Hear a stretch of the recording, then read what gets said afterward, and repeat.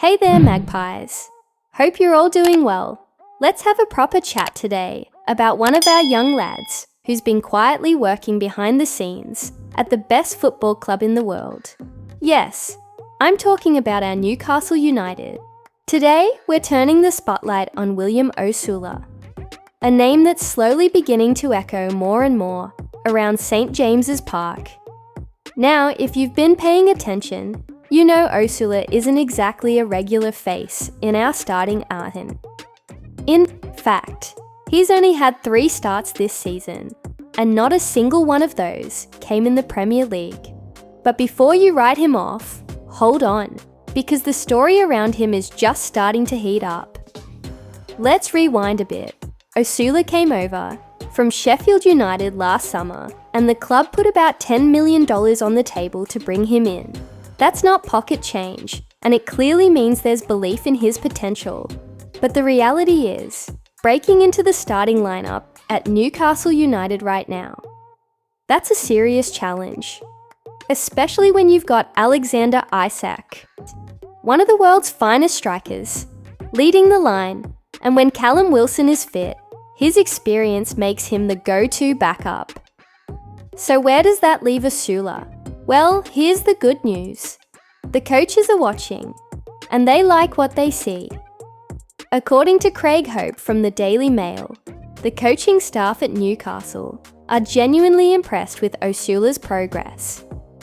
Even though Eddie Howe hasn't trusted him enough for consistent top-flight minutes just yet, there's a sense that he's developing well. Craig Hope said it best in his recent update. They like him, he's improved, there's something to work with there. That's the kind of quiet optimism you want to hear about a 21-year-old forward, still learning the ropes.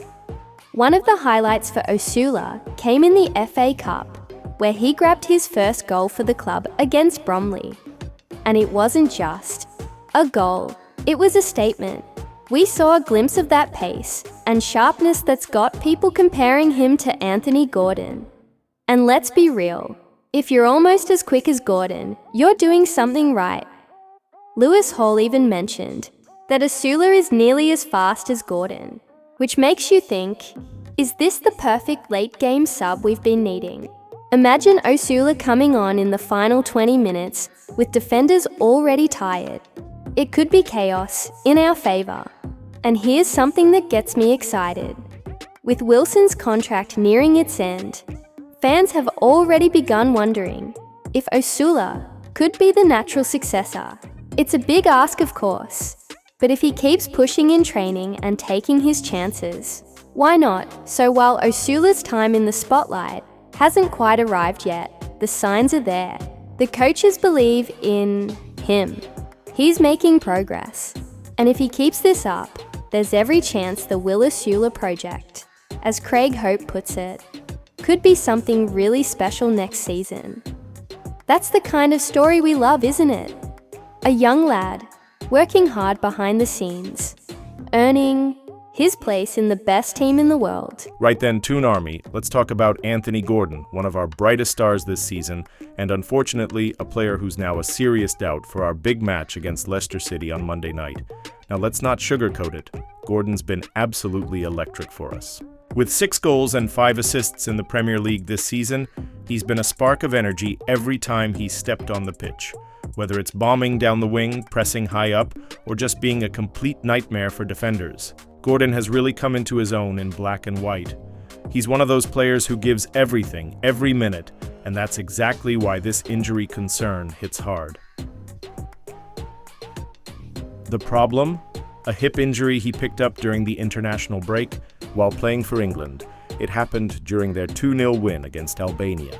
Now, international duty always comes with risks, but this one couldn't have come at a worse time, just as we're heading into the final stretch of the season with every match meaning more than the last. Eddie Howe has spoken about the situation, and here's where things stand.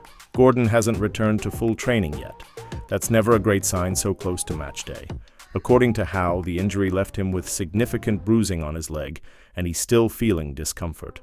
The lad's been doing individual sessions, but no group training yet, which means his availability for Monday is seriously up in the air.